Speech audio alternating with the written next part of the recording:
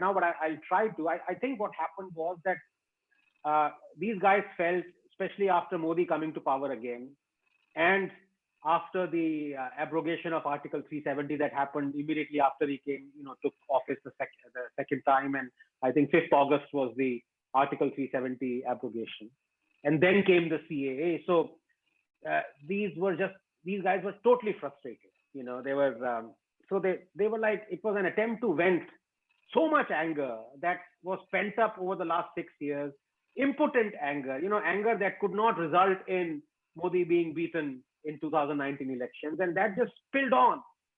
And in a very strange way, the BJP also supported it because it was clearly an illegal protest. They had blocked a road.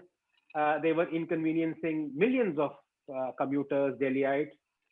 It was clearly Hindu-phobic. All that anger that came out was pure Hindu-phobia, and there were calls, five-year-old children saying, "We're going to kill Modi. I'm going to kill Amit Shah." And there were 4 infants who died in that bitter cold as well, and they were proclaimed as martyrs. And so all those things were happening, and the BJP kind of did not do anything about it.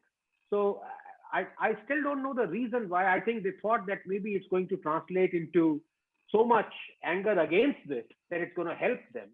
Ultimately, they're also politicians. They're not doodh ke dhula koi nahi.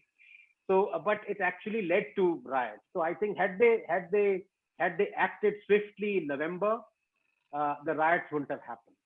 But again, CAA again was, as you mentioned, it was Congress and Communist CPIM resolutions saying that they wanted something very similar. When they were in power in 2012, 2015, their resolutions were that Bangladeshi minorities should be given an asylum in India. Now, who are Bangladeshi minorities? Are they Muslims? No, because Bangladeshi, majority it's a Muslim majority country. So the minorities are Hindus and Christians and Sikhs, or whatever little Sikhs there are, few Sikhs there are. So when Congress and CPIM wanted that, then it was fine, But when BJP, kind of said that this is going to happen, and why should? Because and we've seen over the last 30, 40 years, I dug out so much data on the population census and all those things. I mean, I can't even remember half of it now. Plus the fact of the matter is that this was an amnesty scheme, This was not, it was, I think, December 31st, 2014. Before that, whoever had, I can't even remember the specifics, I'm afraid, because it's, as I said, so much water has flown under the bridge since then. But the fact was, this was a purely propaganda and false narrative driven protest. And it was a protest to make Muslims kind of, quote unquote, stand up against the power of a state. Almost like what happened in Direct Action Day. It was almost kind of to bring back that ghosts of Jinnah.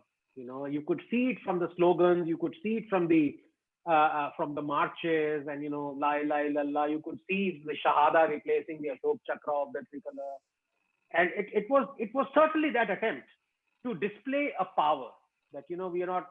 Of course, I don't consider them as a minority, but it was they themselves say that they are a minority. They're not. I mean, if you look at Kashmir, 95% Muslim Kashmir Valley, and but this was certainly an attempt to display that power. And you saw journalists saying that abhi आप Hindus को भी इसमें शामिल होने दें, अभी wait करें जब हमें पावर मिलेगी. So all those kind of things were happening in 1940s.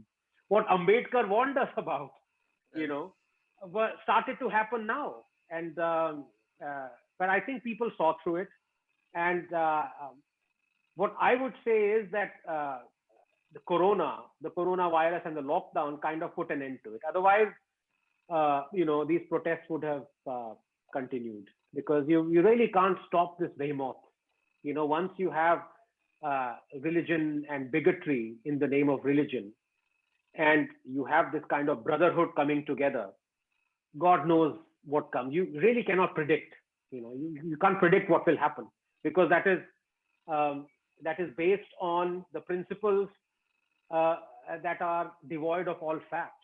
I mean, it's like saying that science It's a science versus religion debate. It goes nowhere. You're not going to convince somebody that Jesus did not walk on water, or of immaculate conception, or a flying horse, or so many other things. You just have to leave it at that.